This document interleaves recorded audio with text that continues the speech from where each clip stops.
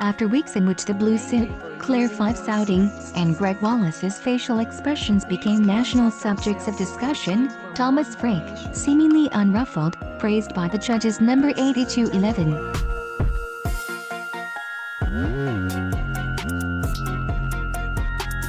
And that seems to reflect what a worried nation is yearning for.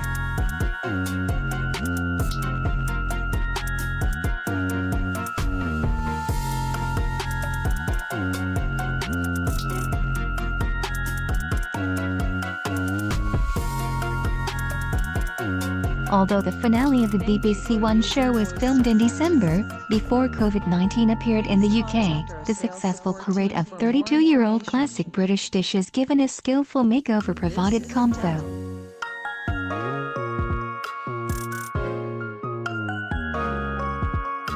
The dishes I make reflect national mood and interest, said Frake.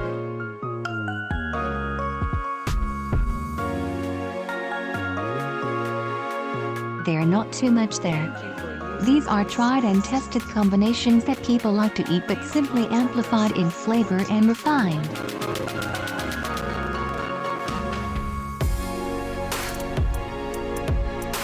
The financial professionals' winning menu including a langoustine starter, a braised beef cheek in a main course with porter beer and a salted caramel cream pie were tributes to British cuisine and a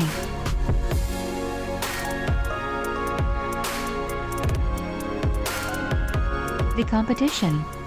Frake had applied for the job the year before when, inspired by a trip to Spain, he had prepared a chicken and chorizo dish but failed to outrun the audience.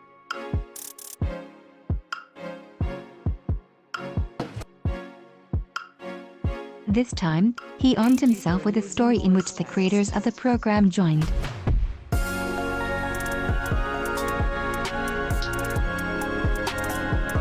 The research team learns a little more about you, what your passions are, why you want to continue chef.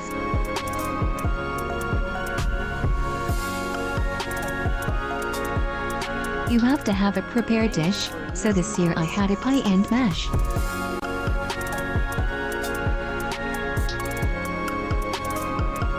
It was my business card number 8211.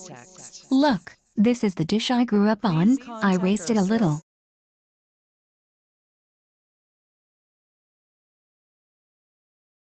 I think they agreed, and that's why I continued the show.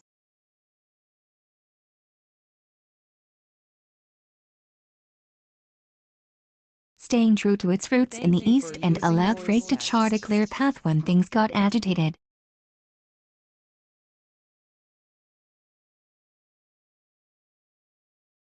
It was very easy for John and Greg and the audience to understand who I was as a cook and what I was doing, he said.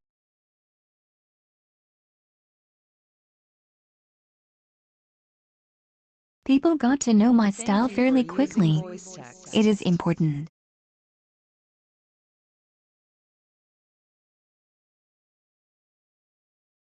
The restaurant business is not about cooking what you want to eat at home. There is a brand image, a story and a story that serves as a restaurant owner, and you have to have that in mind when you win.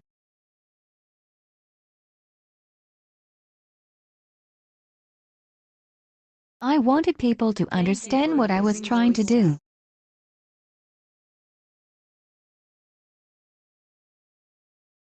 Where you come from number 8211. I was inspired by it.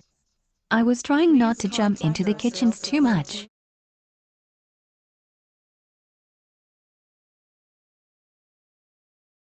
Luck played a role. A dessert dish was going to be accompanied by barley stew, but at the last minute he abandoned it for the now celebrated bubble and squeak candy.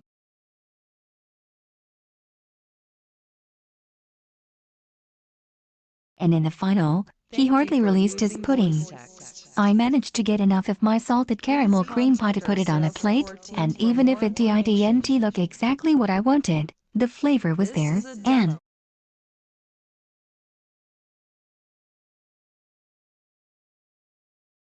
at the time, Frake believed that the slide had cost him the trophy.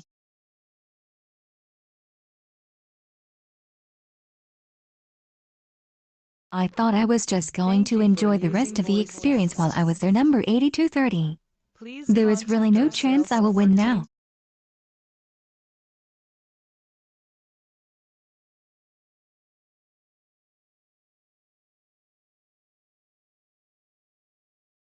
Seemingly unruffled by the competition, he said the real stress came from the outside.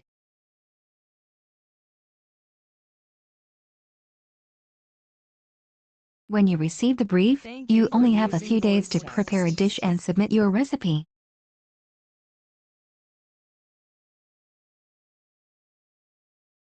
It could take me maybe 3 restless nights trying to come up with ideas.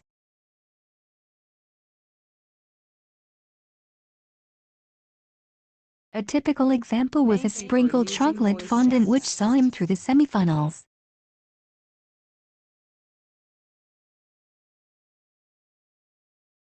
Probably 90% of the time this dish was going to be a version of an apple pie, but I couldn't get it to work in my head and raise it to what I wanted to do.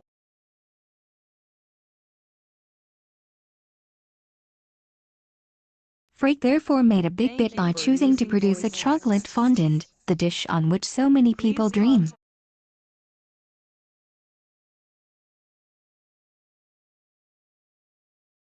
Chef, the candidates were smashed to pieces.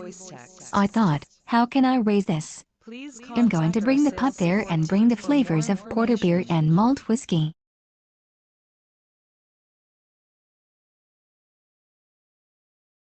He hopes to emulate Carriage and run his own gastrogubs once he learns the ropes elsewhere.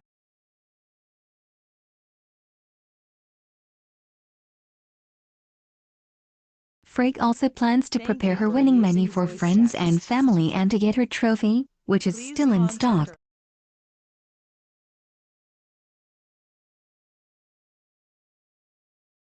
For now, lockout cooking has become a new version of the invention test.